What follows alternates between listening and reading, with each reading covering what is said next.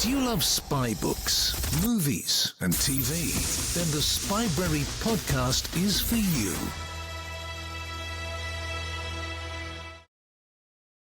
Hello, everyone, and welcome back to Spybrary. I'm Adam Brookes, and today we are joined by Barry Werth, who is the author of Prisoner of Lies, Jack Downey's Cold War, America's longest-held POW. Barry is a writer and journalist based in Massachusetts in the United States.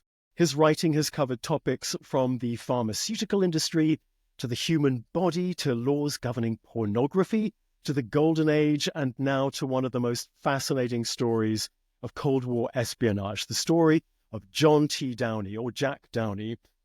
Jack Downey was a CIA officer who was captured in China in the early 1950s and who spent 20 years in a Chinese prison. Barry Werth, welcome to Spybrary. Thanks for joining us today. Thanks for having me on. Now, let's just start by setting the scene a little bit. 1949, the Chinese Communist Party takes power in China and announces the formation of the People's Republic of China. Almost immediately, Chairman Mao throws China into chaos. His revolution really begins, and almost immediately, he decides to go to war in Korea.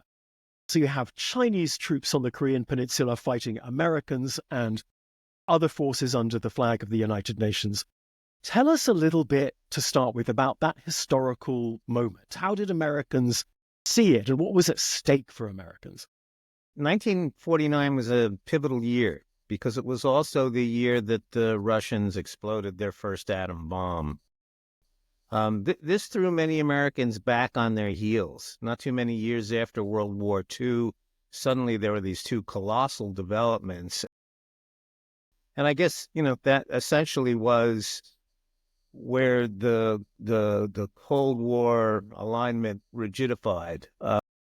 So the United States had a brand new spy service, the CIA. Previous to then, there had never been a permanent spy service.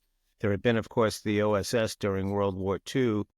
And there was great pressure to respond to these two developments. And primarily what this new spy service decided to do was to adopt what had been MI6's posture during the waning days of the English Empire, which was to seed secret wars around the world against these new communist regimes. The first attempt was in Albania, and it was catastrophic. The U.S. and Britain together recruited Albanian expats who were determined to go back into their country and fight the communist regime of Enver Hoxha. It was an ill-conceived plan from the get-go, made worse by the fact that it was betrayed by Kim Philby, who was then in Washington and knew everything about all of this and was reporting back to the Kremlin. And now we see this young CIA kind of adopt that same covert operations mindset against the new communist regime in China as well. Yes, exactly. So this was referred to inside the agency as a kind of clinical experiment. See if we can do this. And almost all of the so-called pixies who were dropped into Albania were intercepted almost before they hit the ground. They were punished severely, if not executed. What's worse is that up to 40 of their relatives were executed to make them examples to others. But anyhow, this, as Philby said, it's probably a good thing that their squib turned to be so damp. But the lesson was not learned in Washington. I mean, that's the extraordinary thing. If it went so appallingly badly in Albania, why did they decide to do the same thing against China? Well, what they said to Philby is, we'll get it right the next time. We'll get it right the next time. And I don't know exactly how many of these efforts were made, but the big buildup in 1951 and 1952 was to try to do something similar in China, to recruit expats, former military people, former Kuomintang officials, who would be willing to go back into China and try to hook up with dissidents on the ground and oppose Mao's government. Now, it wasn't quite that binary, because this was referred to as the third force. These were people who were opposed to the Chinese communists on the mainland, but also opposed to the nationalists on Taiwan. So it's a kind of a third way. In any case, the plan was to airdrop in teams of these operatives, Chinese nationals, and then support them from behind. And in the summer of 1952, two teams were dropped into Manchuria. The first one never heard from again. That's in northeast China, right? That's the far northeast of China. Yep. Yes. The second one, after a period of time, started radioing back and saying, we've established a base. We've made contact with a former Kuomintang general. He's eager to work with us. This was music, of course, to the ears of the people back at the CIA. But you need to send in a courier. We need more supplies, and you need to send in a courier. And that's where Jack Downey comes in. And just before we get to Jack, I mean, the nature of this operation, when I've sort of read around this a little bit, and the way that you describe it in Prisoners of Lies, frankly, I can't. My response is total disbelief. You're sending in small groups of Chinese nationals who are supposed to be fomenting an uprising that will overthrow the Chinese Communist Party. The Chinese Communist Party has been working as an underground force since 1921. They have conquered all of China. You know, they fought against the Japanese. They've fought against the nationalists. Covert operations, espionage, and the clandestine is in their blood. You know, they know interrogation. They've got a nationwide intelligence apparatus that goes right down to the grassroots. And yet CIA, a new spy service sitting in Washington, thinks that they can affect events in China by dropping in groups of 4 people with a radio. I mean, what on earth is going on here? Well, part of it was hubris. We're America. We just were in World War II. We can do anything. Part of it was great pressure to do something, anything. And part of it was, I believe, desperation. There really wasn't. The Communist Chinese had fully consolidated control over mainland politics and society. There were no dissidents to build this movement with. They'd left. They'd gone to Taiwan. Or they were dead, or they were in prison camps. They were dead, exactly. So, you know, it was preposterous, as you say, but nonetheless, they had all these young men who had not grown up in the shadow of World War II and had not been able to fight, and were eager to get in the fight against international communism, and wanted to prove their bravery. So there was no shortage of people signing up to try to accomplish this. Even as you say, it was outlandish to consider. In any case, in November of 1952,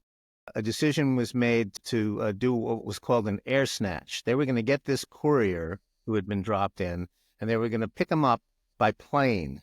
Now, they weren't going to land the plane. They were going to do a flyover and a snatch pickup, as it was called. Fly over low and slow, treetop level, almost at stall speed, put a hook out the back of the plane and hook the agent back into the plane.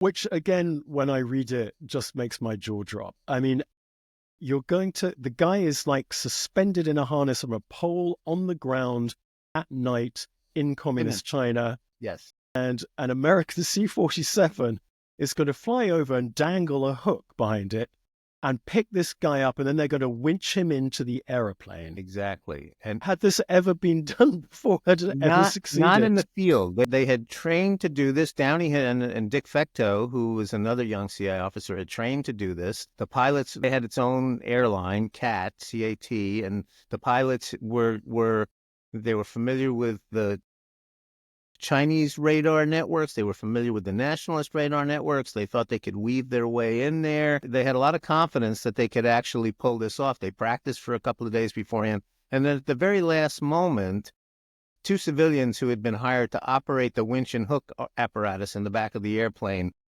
decided not to go. They realized how perilous it was. And Downey and Fecta were ordered onto the plane. And they were, as Downey said, I wanted to go. This was what I'd signed up for. This was. So let's just take a little pause here. We've got the scene. The plane is about to head into communist China, and on board, in order to snatch this agent off the ground and take him out of China, and on board this plane is Jack Downey. Tell us a little bit about Jack Downey. Who was he? Where did he come from? Jack was then 22 years old, a recent Yale graduate with up to 100 of his classmates. He had enlisted in the CIA during the Korean War. Even though the CIA was 5 years old, it had inherited the aura of the OSS. These were going to be the bravest, smartest, most accomplished political operatives, skilled in espionage and assassination. They were going to go behind enemy lines, taking risks that nobody else would take. And as I said, they jumped at the opportunity, many of them. So Jack himself was a scholarship student at Yale. His father had died when he was 8. He was the oldest of 3 kids. His mother was a school teacher. He was a very smart, engaging, very good athlete, husky, strong, daring. In every cohort that Jack was in, he was the acknowledged leader. Everybody looked up to him. Not because he was commanding so much as that he had this kind of quiet presence, self-deprecating humor, but modeled toughness, modeled all of the things that the people around him aspired to. So he was the captain of wrestling. And he was actually held back when they all got sent over to Korea. Most of them got sent into action, and Jack was held back because he had the highest ratings in terms of leadership. Jack was somebody who was generally acknowledged to be destined for greater things.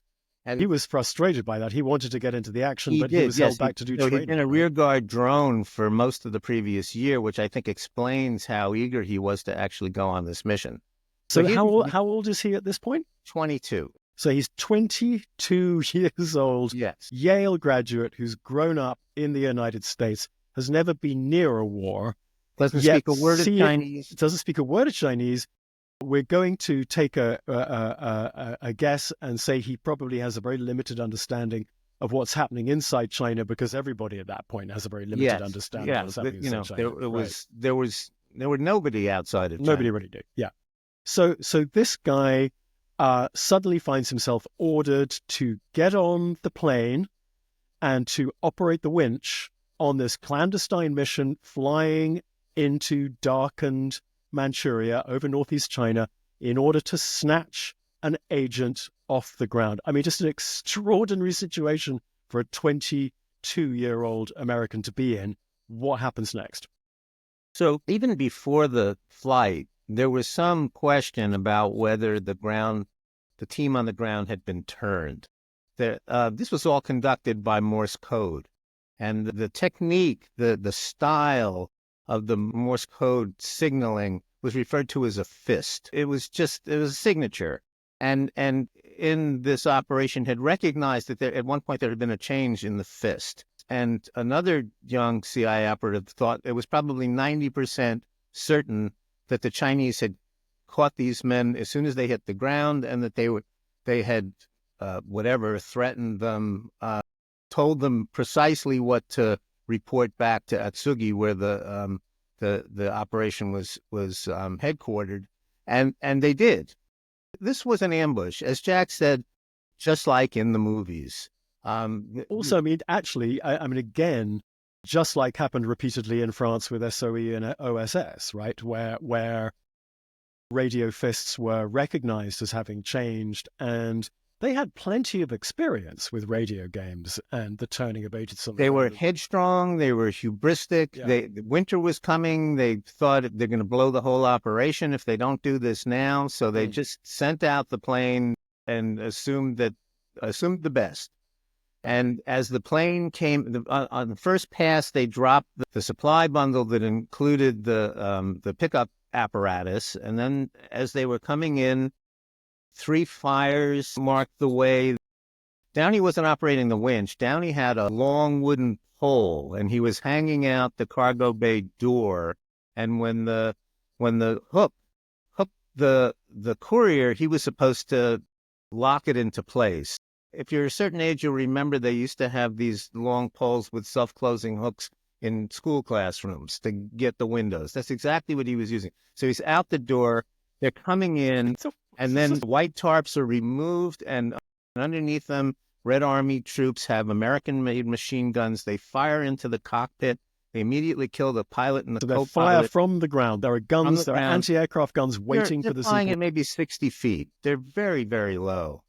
And the plane starts to burst into flames, and incredibly, they're cutting through the treetops. And as Downey said, amazingly, the plane did not cartwheel, it pancaked. It hit the ground flat. He and Fecteau stumble out of the back, trying to get their bearings. They're tearing off their parachutes, and they're immediately surrounded by Chinese troops. And they're yelling at them staccato. And then one of them is saying, "You are Jack. You're in China. You are Jack." So they even knew his name. They knew his name because he had made an effort to befriend the Chinese agents. They knew a lot about him. They knew he liked soy sauce. They knew he had bought a Victrola and American music and introduced it to his Chinese agents in an effort to befriend them. So they knew exactly what they were getting. And then a message was sent back initially that the mission had been successful, and then nothing. The plane vanished. There was no further communication. So the guys on the ground, the turned agents on the ground or their handlers, sent a fake radio message back to base saying, it's all fine. It's all fine, but then nothing. But then, because then the plane doesn't turn up the next morning. Right. So what's happened? The plane is a burning wreck. Downey and Fecteau, incredibly, are unharmed, and they're marched off first to a farmhouse and then to a makeshift prison in Mukden. So back at the CIA, they immediately develop a cover story. A plane was missing, but not, it was a civilian plane with civilians on board, disappeared over the Sea of Japan. An intensive sea and air search was marshaled several days. It not only did it make it look like they were searching for a real plane, but it also gave them some time. But the critical moment here was, in order to preserve cover, the CIA made up a story. And the story was that a civilian aircraft with 2 civilians on board, civilian employees of the Army on board, had disappeared over the Sea of Japan. And then everything went dark. And that's, your title of the book is Prisoner of Lies. And that is sort of the first of the big ones, right? This whole story is about the way that these lies ended up affecting the course of events for the next 2 decades, right? So and not just for Downey and Fecteau, but at sort of high political level. So this is the first sort of foundational lie, right? That's right. Okay, so carry on. What happens next? So now you have the action going on in 3 places with Downey and Fecteau, who are shackled and interrogated harshly, and after a couple of weeks, finally admit that they are CIA after denying it and saying that they were confused. They had been on a leafleting flight, had flown off course. They didn't know where they were. They finally acknowledged that they were CIA officers. So again, just to, sorry, Tyler, I know I'm sounding a bit like a broken record, but these guys went into denied territory without any counter-interrogation training, without any cover story, without any fake identity. They had fake names. He was John Donovan, and a very flimsy story and no preparation for and it was told, if you get captured, you're on your own. Don't expect anybody to come and help you. So anyhow, but then there's the CIA and Washington. How do they respond to this? And then there's Downey and Fecteau's families, who had been told actually on letterhead stationery by the director of the CIA that they were missing and presumed dead. And this was the first inkling that the families had that they were in the Central Intelligence Agency. They thought that they were, as everyone else was. And for how long is it? It's like 2 years the family thinks they're dead. Yes, for 2 years. So this is a really intriguing part. Downey did whatever he could to delay giving a full confession. He didn't know a lot, but he knew for 9 months he had been in Etsugi, and he knew the details of this entire secret war. But after 9 months, they started to make it very clear to him if he didn't come completely clean, his future, as they said, would be dark. And he finally decided to give a full formal confession, but he asked if he could do it in writing rather than to give it verbally, and they said yes. And Downey was a very accomplished writer. He had taken many writing courses at Yale. I think he's a wonderful writer, actually, elegant writer. But he took this as a challenge, and he wrote for 9 months, producing a 3,000-page document, which was his full confession. He decided he was going to bury them in extraneous detail, that everything he knew would be in there, but it would be covered up with so much more that it would take them a long time to sift through it. So that's one of the reasons it took 2 years to finally try him. Right. And let me just ask a question here. We talked about his treatment after he was captured, and a lot of it was clearly tough. It leans towards the coercive. But I wonder if, by the standards of the time in communist China, he wasn't actually treated pretty leniently. They were giving him Chinese, I kind think of the Chinese kid knew what glove they treatment. had. They knew they had a very valuable asset. He says he was never beaten. They never tried to brainwash him. He also concluded after a time that he couldn't be brainwashed, as he said, you are who you are, and you're well, but they did do kind of those hours and hours and hours of communist indoctrination stuff, which the Chinese call Guangzhou. They could they call it thought work, right? Yes, so they did plenty of that. Not like we recall from the Manchurian Candidate, where they turned into zombie sleepers. This is right. So, but we're getting a little ahead of ourselves. And he was in shackles for 11 months. This was not like punishment. And he was in isolation. He didn't know that Fecto was around, and it was very tough. And so it's very tough indeed, of course. But this is a time in communist China when millions are being shot in the countryside. Yes, but he wasn't being brutalized. And as I say, the Chinese, I think they fully expected at some point that he would be of great value to them. So they were keeping both of them alive. So finally, after 2 years, now we're into the end of 1954, and the build-up to the first Quemoy and Matsu confrontation, the first Formosa Strait confrontation. The Chinese tried him, convicted him, and sentenced him to life. A couple of the agents were executed. A couple more were sentenced to life. Fecto was sentenced to 20 years. He didn't know nearly as much as Downey did.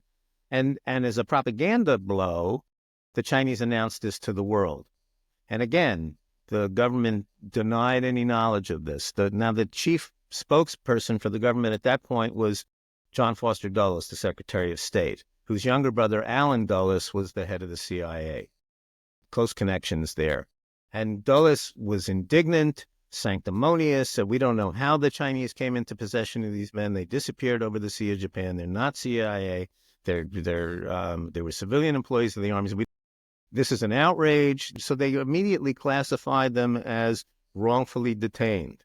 And the lie continues, right? Yes. Here's the second big lie. Yeah, this is the second critical moment. And this is the one that set the stage for the next 18 years, because it became government policy that these were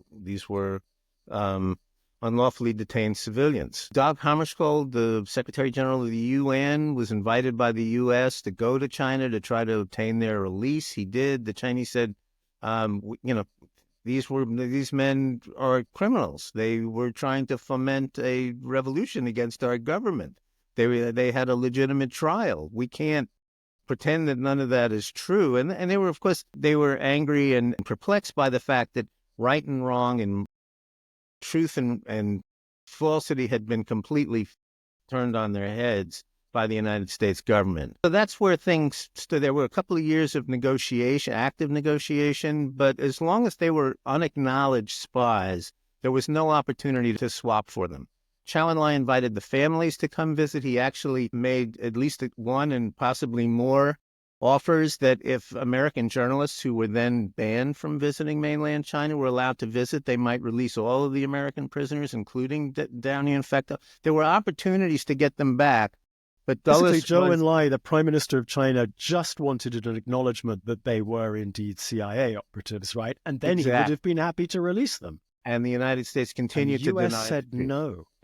Yeah, extraordinary. So, and that, as I said, it became our policy, State Department policy. So through the Kennedy administration and through the Nixon administration. So this became State Department policy through the Eisenhower years, the Kennedy years, the Johnson years, and it was only until Kissinger and Nixon started to plot their approach to the PRC that the issue of Downey and Fecteau was again raised, because the Chinese insisted that the United States acknowledge the truth of what had happened.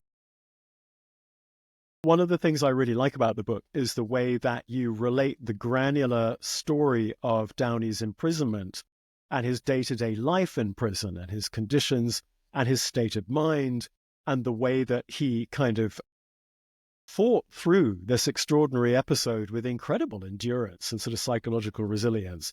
But you relate it up into the larger areas of policy making and of the domestic story in the United States at the time. So your book is actually a pretty good primer on those presidencies, on Watergate, and on the run-up to the normalization of relations between the United States and China, which was a world historic event.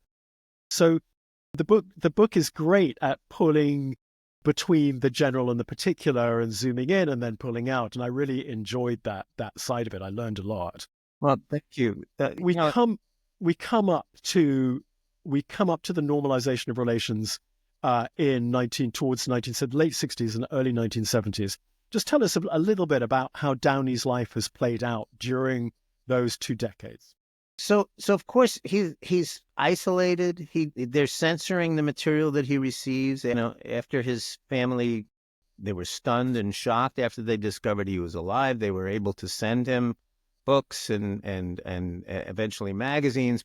He of course knew none of this. It took him another 18 months after the Korean War was over to find out that the war had ended. He did, so he's as he said, the Chinese character as he noticed in the prison, the Chinese character for prison was a man in a box. He was a man in a box while all these titanic events were unfolding all around him. And what's really remarkable when you start to probe the history of this is how and when and to what effect his case enters into the general history of that area, and particularly U.S. China relations. In 1966, his 15th class reunion. Now remember, many of these guys went into the CIA. Many of them almost immediately came right out when they found out that the CIA could not assure them that after they were done with their clandestine service, they might be drafted. But they were very, very close class, and Downey was their hidden hero. He was always the man who wasn't there. So in 66, they anointed one member, Jerry Cohen, who was a Harvard law professor, fluent in Mandarin, probably the leading expert, the American expert on the Chinese legal system, with getting Downey out. This is 15 years after he said, it was going to be a very tough case. First, he knew the truth. He had been at one of these recruiting meetings, so he knew from the get-go that Downey was a spy and that what the Chinese were saying was correct. But he said, the only opportunity for getting him out was that we had to move closer to China. And of course, that wasn't happening until after the 1968 presidential election, when Richard Nixon was elected and chose Henry Kissinger as his national security advisor and then as his Secretary of State.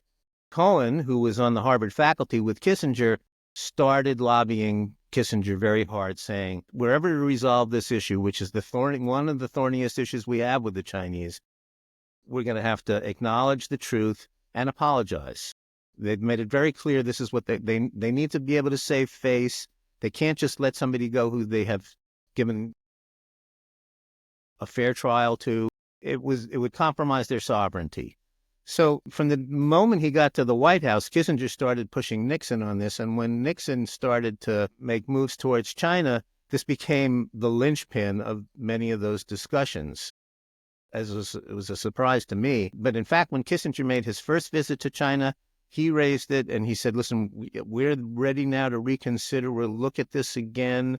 We know that the Chinese have been telling the truth. He told this to Zhou Enlai. And then when Nixon went, the famous China trip, if you remember, the culmination of that was a grand banquet at the very end. And Nixon toasted and said, this is the week that changed the world.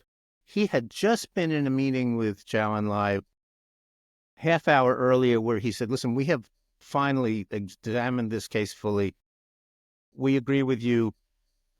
We've reconsidered our position. We're ready to acknowledge that Downey was a spy. And Chow and I said, well, we have our own, internal judicial practices. We don't know if we can release him right away, but we'll start to look at that. And they commuted the sentence down for another 5 years. And then it was 3 months later when Downey's mother had a very serious stroke that at the highest levels discussions were held, and it was decided to let him come home. So he came home in 1973. And you write very interestingly and rather movingly in the book about how he, the world had changed big time. 20 years away between the 1950s and the early 70s, America looked like a very different place. And you write very movingly in the book about the way that he reintegrated himself into American life, and very successfully, and became a lawyer and a judge. When you sort of stand back and look at the story as a whole, what do you... Well, first of all, let me ask you this. When you were writing the book, what were the surprises that you found? When you write nonfiction, things always surprise you, right? So what were the surprises that you found? I only knew the bare bones of this when I got started, and I got no help from the CIA, none. They after 4 years of intensive requests, I got one document from them, which I had already found on the State Department website. So they stonewalled me and closed me out, and that's bizarre. Why? Why do you think? Why did they not want to... Well, it's interesting. As you said up top, they had looked at this themselves. They not only was there the Dumovich article in the Intelligence Journal, but they made a video, which is a kind of a docudrama about it. So they have, for their own reasons, begun to celebrate this case, which I can talk a little bit about later. But for whatever, I think their default position is deny. That's, the cover, the sine qua non of American intelligence is that you never... It doesn't seem to be an attitude that stretches across the U.S. intelligence community, in as much as I hear again and again that people who go to the CIA historians have a terrible time getting any information out of them. But if you go to National Security Agency, they're actually much more helpful and much more accessible. That seems to be... I didn't know that. Yeah. I think it's particularly CIA. Yeah. I don't really know why. Yeah. So they do anything to preserve cover. And, I didn't have any particular access inside the agency, so I got nowhere with them. But you were asking about surprises. One of the things that surprised me, it didn't surprise me. It confirmed something that I had already suspected about Richard Nixon, which is that he was just a genius at serving himself, in the sense that he knew, and Kissinger knew, that the Chinese wanted acknowledgement and B, an apology. So the way that the acknowledgement was rolled out was surprising, very surprising. So at the end of the Vietnam War, now we're another war removed from the Korean War. At the end of the Vietnam War, Nixon held his first press conference in 4 months. Watergate had already happened. The investigations were underway. Two questions were about Watergate. He was asked whether he was going to assert executive privilege. Almost all of the questions were about the returning POWs from Hanoi, including, of course, John McCain and some of the others whose names we may remember. And the very last question was a plant. It was literally at the end of a 45-minute press conference, at the point where, people probably had stopped taking notes. Clark Mollenhoff, who had worked in the White House and was now a reporter outside, raised his hand and said, well, what about Downey? We're bringing home the POWs from Hanoi. Downey's been in Chinese prison for 20 plus years. Nixon said, Downey is a different case, as you know. Downey involves a CIA agent. And that was it. There was no formal announcement. There was nothing else. But this was the single, without an apology, the single indication that the United States had reconsidered and was now willing to address the truth about this. So that communicated to the Chinese that our policy of 20 plus years had changed, but he did it in such a deft way that he just almost kind of flicked it off. And it had been such a source of contention and such a source, it had stuck in the craw of the Chinese for such a long time. And so it was the skill with which he handled this kind of reminded me of his brilliance. Now, he was a low figure, don't get me wrong. And I don't want to exalt him for this, but man, that man had a certain kind of political talent that we don't see anymore. I mean, arguably talent for statesmanship too, if we consider the normalization of U.S. China relations and the way, the extraordinary, intricate way that story played out with secret talks in Warsaw and Paris, and then these tiny little public indicators of willingness to maybe just a word or a photograph, thinking, Edgar Snow standing on top of Tiananmen Gate with Mao, supposed to be a signal that, yes, Mao is open to a warming of U.S.-China relations. These weird little indicators that drop out into signals. It was a dance. It was a very, very elaborate dance, and Nixon and Kissinger handled it very skillfully, to say. When you look at the story as a whole, and you look back at everything that you sort of learned about the conduct of the CIA during this time, what do you take away from that? Well, I don't cover the CIA. I came to this story because I was interested in Downey and how he endured given these particular circumstances, which is that the last 15 years he was in prison, it had to do much more with America's obstinacy than it had to do with anything the Chinese were doing. So that made him a prisoner of lies, and I wondered about how he would react to that. And also I wondered how he would react after being in prison during these very pivotal, tumultuous years in our history. And what I discovered was, because he didn't experience them, he was not in any way as disillusioned as so many others of his generation. They all came roaring out of World War II thinking, we're going to take on the world. We've shown we're the best. We're and we discovered during the 50s and 60s that we were good, but we were, that we had a lot of problems as well. Downey didn't experience any of that. He didn't, where Vietnam was so visceral for people in our country, he had to read about Vietnam when he got back. So he was undisillusioned. In some ways, he was just more the young, aspiring Yale grad, the Yale guy that he had been in 1951, only deeper. So, and he was also remarkably, to use again another of his words, bitter, and that was a surprise, because you would imagine, and he did eventually find out that it was Foster Dulles and not the Chinese who was mostly accountable for keeping him there as long as he was. He got angry for a time. He thought, God, I could have been out 15 years earlier. But it didn't stop him. It didn't daunt him. It didn't. He didn't make him any less patriotic or more, angry about his fate. He just kept going. And as he said, maybe I'm just a clod. It's a little surprising to hear somebody with that much talent and that much ability to describe himself that way. But maybe the thing that really got him through the most was that he was just game. He just, going back to how did he endure all those years, about 4.5 years, he said, I just said to myself, enough of this crap, pull yourself together. And he made himself, as he said, the busiest man in Beijing. In his little cell, he scheduled every day down to the last minute with voluminous reading and intensive calisthenics and exercise. He ran 10 miles a day in place, or when they let him out into a courtyard in tight circles, meticulous cell cleaning. He got himself through. He marshaled all his inner strength and he got himself through.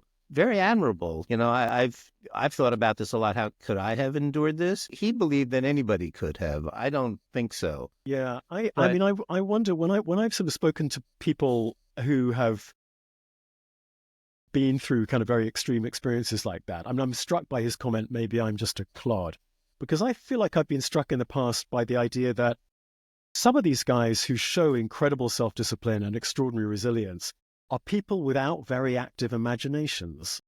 Does that resonate for you at all?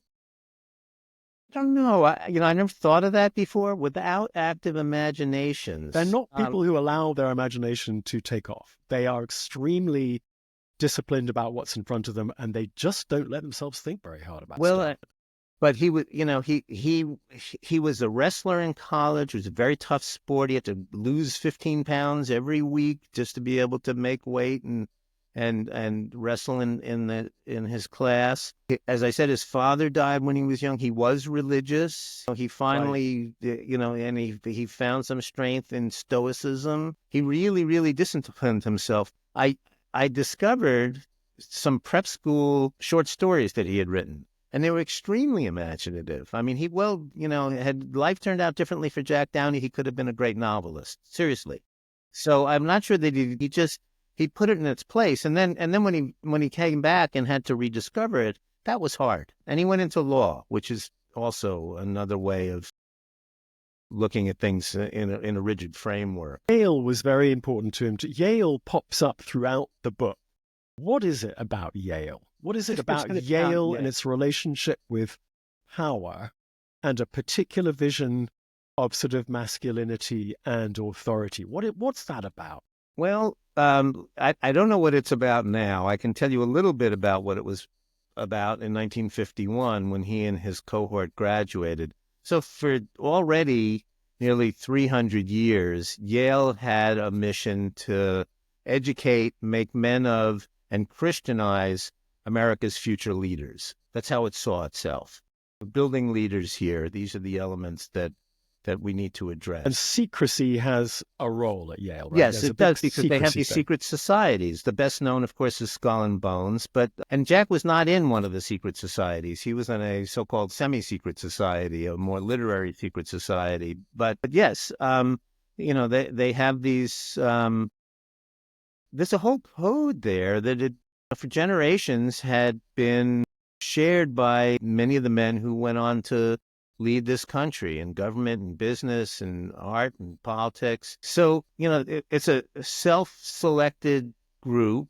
I mean, of course, but in this particular case, there were not only, I don't know what percentage of the class came from prep schools, but I'm sure it was 80% or more, 99% white, the expression pale male in Yale. So it was very homogeneous, but I think what's most important to recognize about Downey and his cohort is that these young men had grown up in the shadow of World War II. They were in puberty when their older brothers and cousins and even their fathers were going off to defeat world fascism. We remember that generation now as the greatest generation, thanks to Tom Brokaw and others. But these were boys, young men who saw this was happening and wanted to go out and prove themselves and show that they could do something just as brave and just as honorable. So they had the prep school orientation, but they also had this great desire to serve. And as one of them said to me, we were the last generation of American men who were intensely patriotic and also sexually deprived, because this was before the pill. They all, they had girlfriends in college, but it was all very chaste. So there was a peculiar intensity and drivenness about this particular group that I think also helped him get through. He talks a lot in his memoir about making a strong showing or making a brave showing. That's how they were educated. We're giving you first-rate education here, and then you're going to have to go out and show that you deserved it. To prove to their fathers that they were as good as their fathers. Well, and that's interesting that you say that, because the fathers were very important to this group. They all had daddies to either who were financing them, or they were pushing against, or they wanted to prove themselves to. But Jack's father had died when he was 8, so he was kind of self-motivated in a way that some of the others were not. The book is Prisoner of Lies, Jack Downey's Cold War. The author is Barry Werth. Barry, thanks so much. It's a wonderful discussion, and it's a fabulous book. And thank you so much for joining us on Spybrary today. Thanks so much. Enjoyed it. Thanks.